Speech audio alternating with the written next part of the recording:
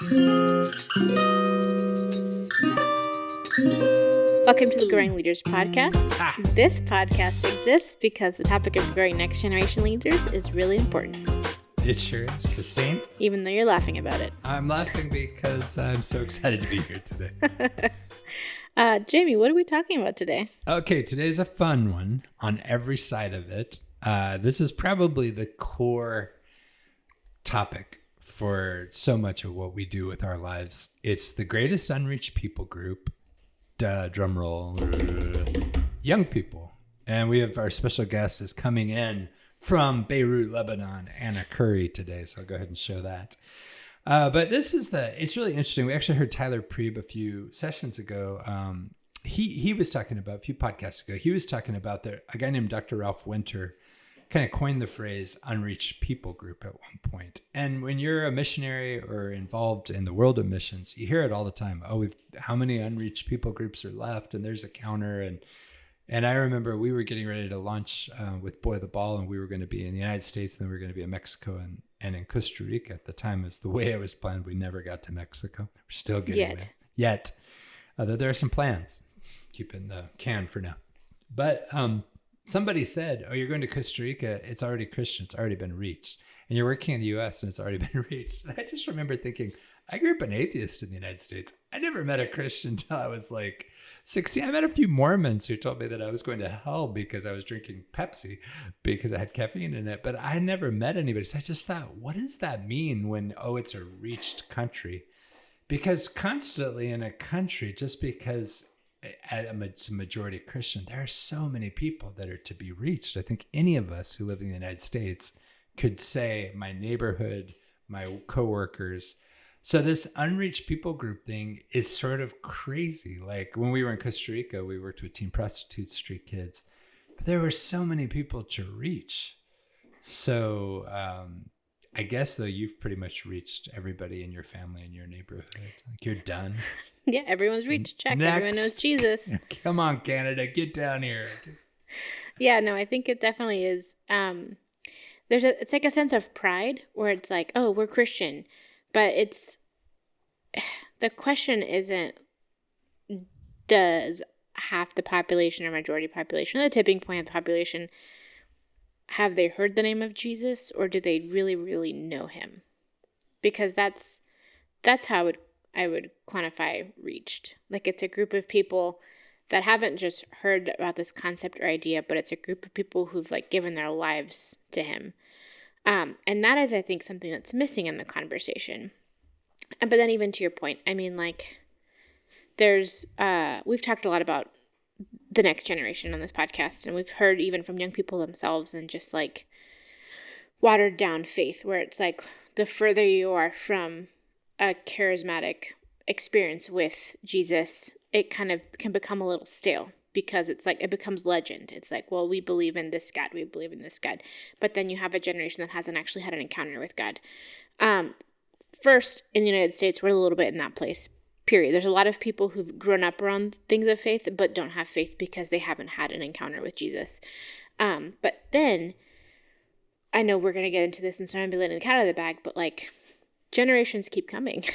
People keep being born. People keep being born, like my children. And so then you have to share the gospel again. It can't just be assumed faith. They're not just born into a Christian country, so done. Or a Christian family, done. They have to meet him. They have to come to know him. Well, that is the real point. We'll get right back to that point. But to your point right before that, you're absolutely right. Across the world, we're watching the places that once were considered the bastions of Christianity, Western Europe, the United States. We're now seeing that they're post-Christian. And some of us, Leslie Newbegin said, some of the hardest to reach mission fields because they're hardened. Mm-hmm. Some of those same places that were the battlefield of the Protestant Reformation, like France and stuff like that, and now they're the hardest places to penetrate with the gospel. So first of all, that's happening. We're actually seeing a place where, you may have a church on every corner in the United States, but none of those are relevant to a group that's arising. But then that is the next point is churches have really struggled to what we used to call catechize or to draw into faith the next generation. And the way that churches have done it is they've just taken babies like yours and they've just baptized them and it's done, which of course denies the reality of a personal faith and coming to know him. And so I always just think about the way God did it with Abraham. Like he just like shows up, says, leave everything, go to this land. That kind of way that the Lord draws people relationally through encounters where faith goes deeper and trust gets built. We're really not that great at that. And because of that, we don't reach the next generation. And in so many places around the world, there's just these exploding youth populations. And so, yeah, man, young people, they're the greatest unreached people group ever. Well, look who we have here. Anna Currie.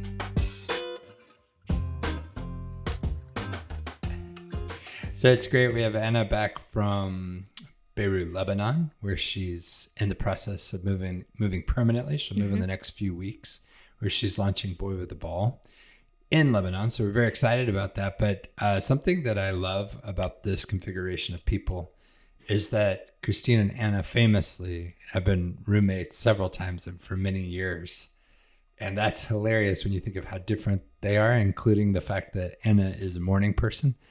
Anna may be an all-hour person, but Christine is a very few-hour person. I have a very limited window of interaction. And the stories of Christine waking up to go work at Starbucks years and years ago in San Antonio and barely being able to open her eyes and get out the door, but Anna waking up and greeting her loudly in the morning, which the Bible says not to do.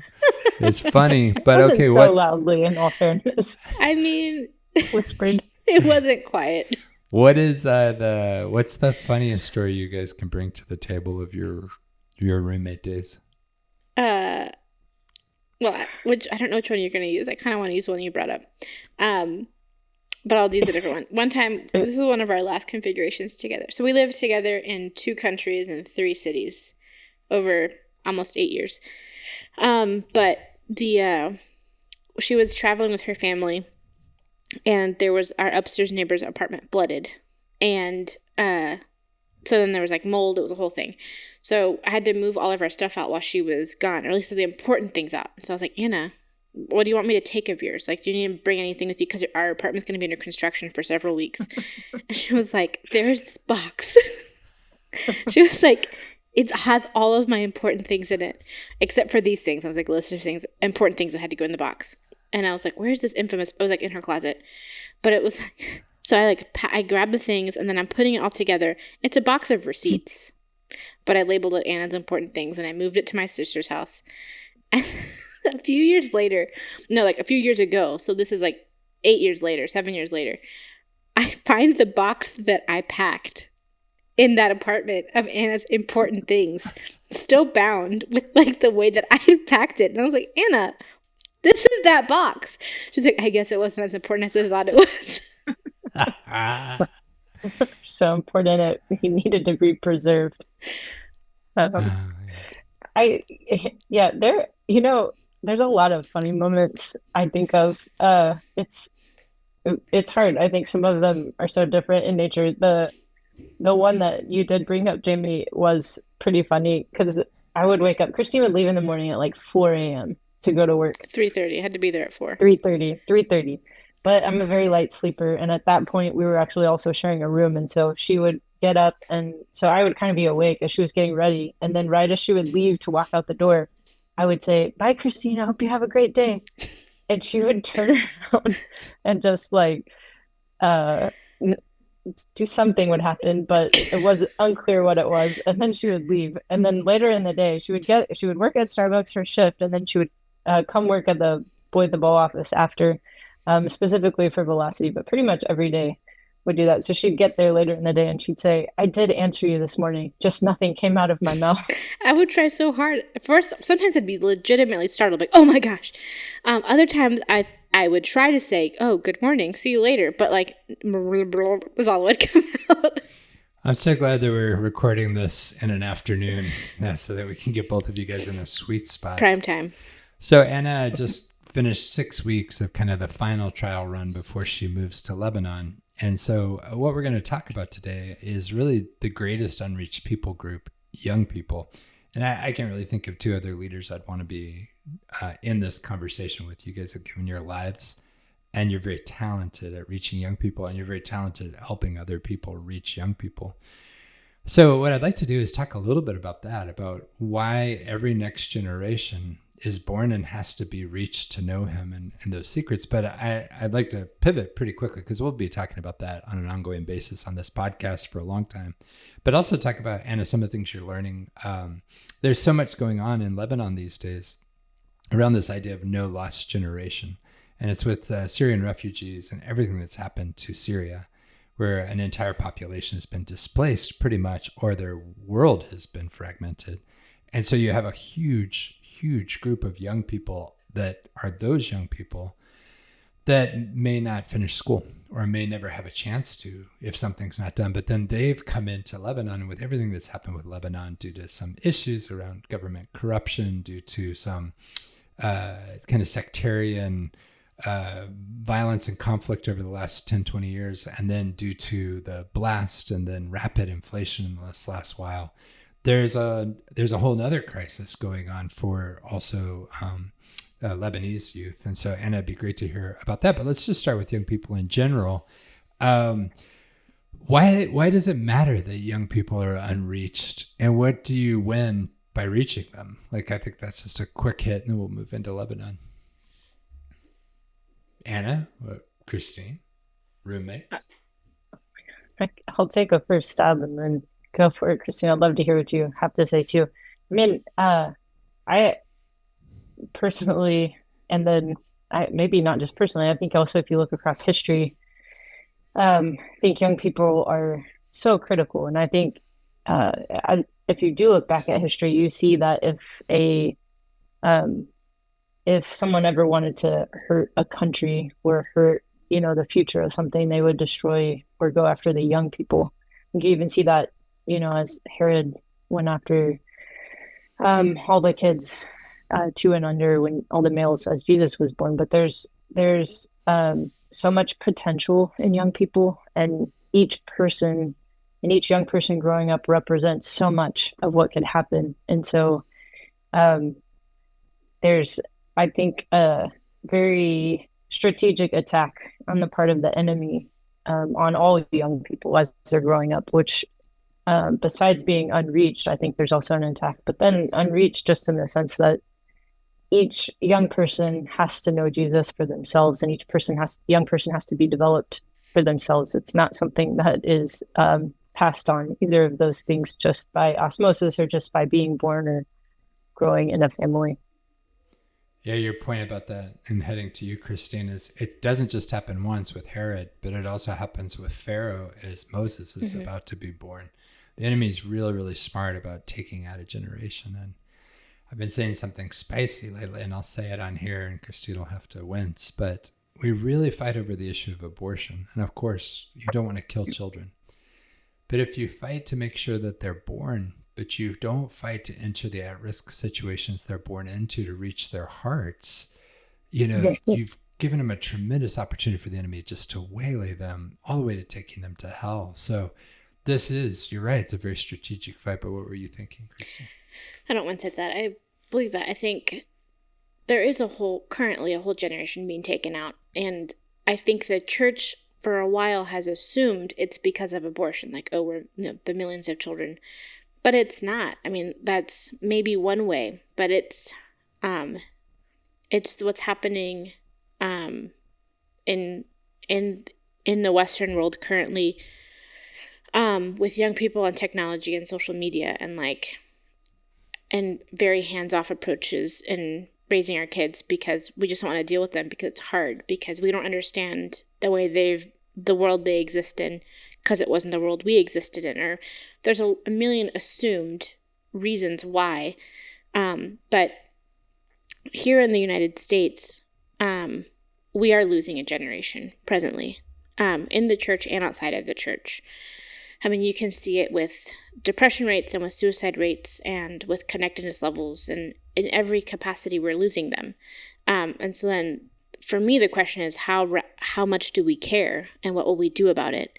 But then in other countries, like where Anna's going into in Lebanon, like you have not just one generation, but multiple generations that are being lost because of conflict or these different things. Or so then, like, what will we do as the church or as a group of believers to turn and change that? And so we're going to start to pivot now to Lebanon. But I think to put to kind of put an exclamation mark on what you just said, we have really good friends called the Search Institute, searchinstitute.org. And they have these 40 developmental assets that we've talked about with Dr. Karcher on.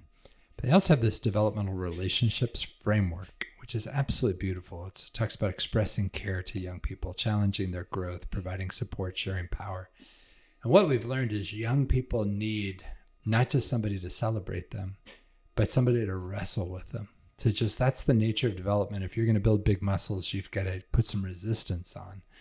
And so young people need that. And churches that provide that win. And you could say, well, what are you doing taking some secular resource and dictating to the church? But first of all, they're a Christian resource. But second of all, well, they're Christian based and yet they're research based.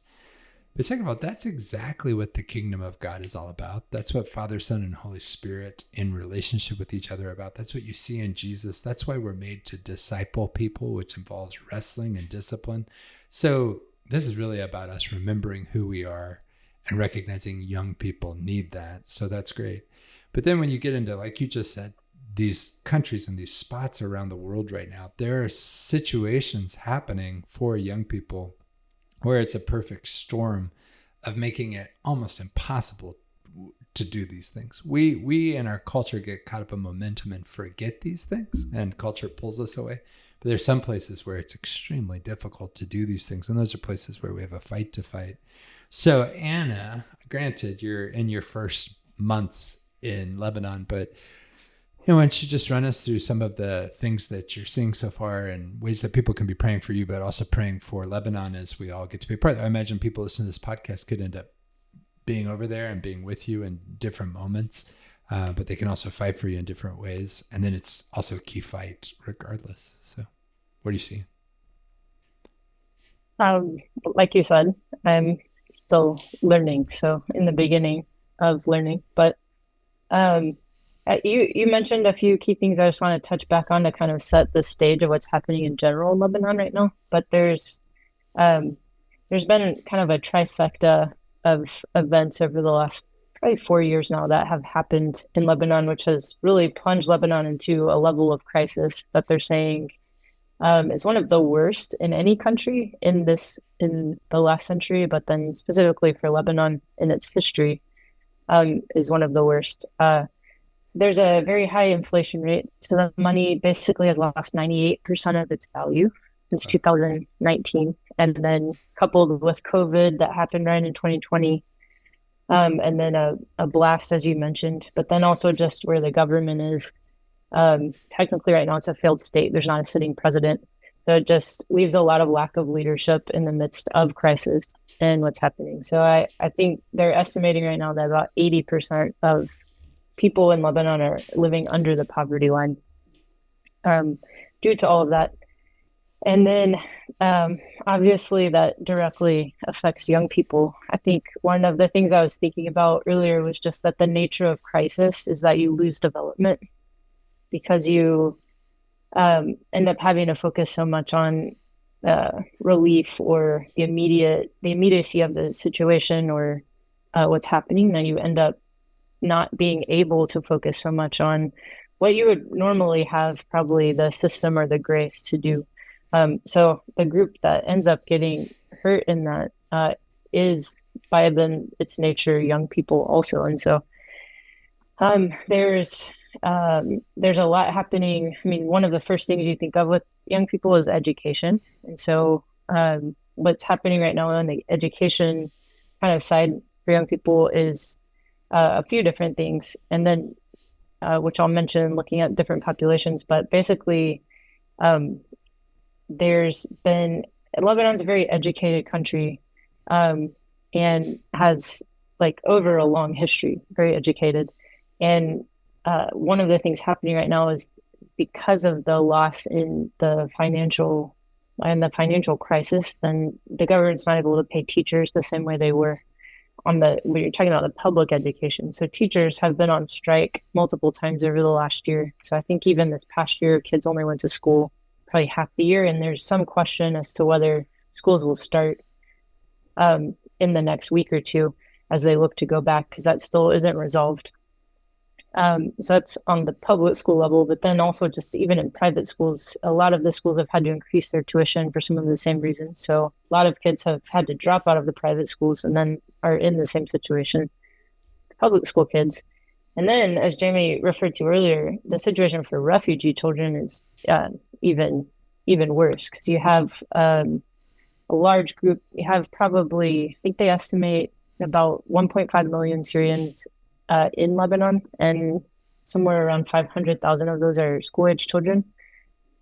And there are a lot of programs and efforts aimed at helping, but I've heard, I'll have to check the statistics somewhere, I've heard that basically for every child that is receiving help, there's a child that's not. So you're looking at about 50% of kids that aren't in school or have never been in school.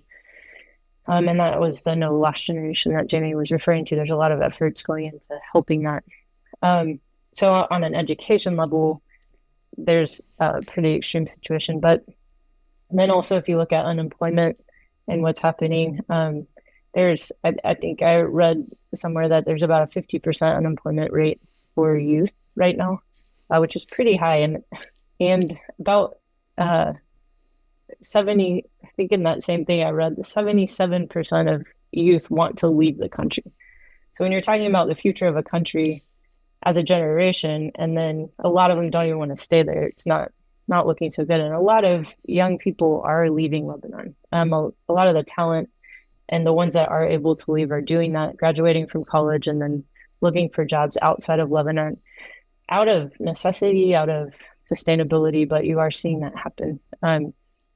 So I think those are all pieces. I think there's definitely, just in talking to young people, a lack of hope of what could be there in the future. And even if they do continue through school, and then were to stay in Lebanon, like if there's not jobs, if there's not these things, what would happen?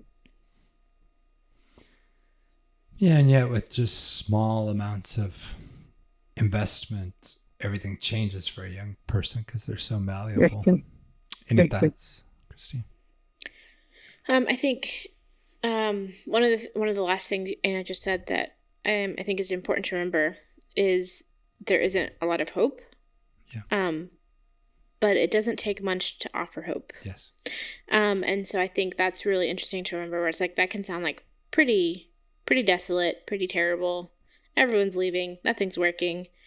But it doesn't take much for it to change. Yeah. And so I think that's what I'm most excited about as we're looking at launching into Lebanon this coming. I mean, it's been a soft launch, but a formal, full-fledged launch.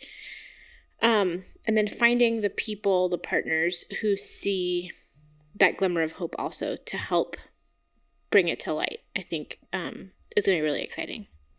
Yeah, the reason that Boy with the Ball is there's the Love Your City model that you talked to a while ago with our friend Dr. Girma from Currie in Ethiopia. The reason that they're excited about partnering with us is because Love Your City is such an easy way to build bridges of hope for young people. But seeing Love Your City implemented in Beirut, but then also over in the refugee camps over towards the Syrian border, and then up in Tripoli, what's called the Forgotten City. That's really exciting. There used to be a band called Cowboy Junkies. They were very good. But they had a song that was Victory Hides in Darkest Places. And I used to write it all over my notebook in college. But I think it's kind of a fun thing that we get to be a part of. It's not fun that people are hurting, but it's very beautiful to walk in with a way to connect people to hope and then to see the explosion of what happens next. So great to have you back, Anna. Glad that you're here to give Christine a hard time and to keep her humble. And then everybody's rooting for you. Mm-hmm. Thank you. It's good to be back for a few weeks, and then back there, I'm looking forward to it, and I am grateful for everyone's prayers. All right, once again, it was like Thelma and Louise. We had Anna and Christine together again. One of the things that Anna was saying right as we dropped off is that, and we saw this, Kathy and I were in Beirut with her, is it's crazy in these places how little plans, we heard this weeks ago talking around Ethiopia, how little plans and strategies exist for young people. It's actually really, really scary. And so very exciting for us to get to all find ways to get there. But isn't that crazy that you could have such an epic situation and it's like, it's being forgotten? Well, I think if you haven't listened to the previous episode before this, Dr. Germa's episode, I think it is important to listen to because I'm going to make a point that's going to reference back. But what you're seeing here is just two countries that are facing an economic crisis have are experiencing high influx of refugee populations, but the responses are different. In Ethiopia, you're seeing the church be mobilized out into these communities. People are meeting Jesus, and it's pretty revolutionary. In Lebanon, and part of it too is there is a different. I mean, there's some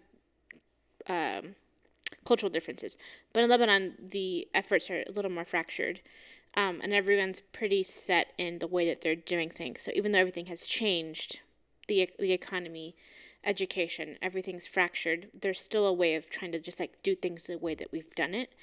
And so it's a very different response to crisis. It's less agile, which I think is really important when, whether it's the church or your family, when something crazy happens, do you have the agility to find where he is, or do you just hunker down in the way that you do things and try to ride out the storm? Yeah, and that's the point. Is you could listen to this and be like, oh, okay, I should care about Ethiopia if I live in the United States or I live in Western Europe. Or you might be like, oh, I should care about Lebanon. And yeah, you should. It's all more connected than you think. If something big happens to people and you ignore it, it damages your ability to respond to your own life. However, to bring it back home, I think you're doing a good job of bringing it to a point of the things that we battle here with our own young people. And I think that if you're sitting here saying, what do I do? Like, okay, young people are an unreached people group. What do I do? I think, these 5 forgotten pieces that the book has just come out, I would really encourage you to get one of the books, read it, and then order 20 of the books and give them constantly to young people that you know. But these 5 forgotten pieces we found are key. When a young person gets them, they do wonderfully spiritually and they know him. When they don't, you may get them in your church for a second, but they won't last. So those 5 things. And we found 3 things that help those things: a coach, a team, and a playing field, helping young people get those things. We talk about that in the forgotten pieces. But then I also just wanted to mention these 5 basic ideas of developmental relationships, just so you have this as you're driving home or driving wherever you are. And I'll say them and then we'll go quickly. But number 1, express care. Show me that I matter to you. Be dependable. Listen. Believe in me. Be warm. Encourage. That would have changed your life, right? Mm-hmm. For sure. Number 2, challenge growth. Push me to keep getting better. Expect my best. Stretch. Push me to go further. Hold me accountable. Reflect on failures. So you have to be ready to wrestle with somebody to challenge them. Number 3, provide support. Help me complete tasks and achieve goals. Navigate, guide me through hard situations. Empower, build my confidence to take charge of my own life. Advocate or stand up for me when I need it and set boundaries. Number 4, share power. Treat me with respect. Respect me, include me, collaborate with me, and let me do things, which is one of the things we see that's so powerful in Love Your City. You're including young people. And then finally, expand possibilities. Connect me with the people and places that broaden my world. Inspire me to see possibilities for my future. Broaden my horizon. Expose me to new ideas, experiences, and places. And connect me with people who can help me grow. So again, you can find that at Search Institute under Developmental Relationships. But those are things you can do with your cousins, with your nephews, with your children. Those are things that you might want to look at the young people in your lives that you might be missing some of those and you can't figure out why it's hard. But wherever you are, you can do that with young people. If you only do it with one, watch what happens. It'll be great. But so I think just saying those key things as far as how you can pivot into doing something. Also say, this isn't sanctioned, but I'm going to say it. Whoa. I don't think you'll be mad at me. Also, if you're a church leader or if you lead some kind of group, and you're thinking, man, I want some help, or I'd like more insight, or I just want to talk to you guys, we'd love to hear from you. We have done workshops. We've come for whole weekends, and so we'd love to meet with you. You can reach out to us at info.boytheball.com. You can reach directly to Boy the Ball, but we would love to help in any capacity. So we'd love to hear from you. Yeah, it's great.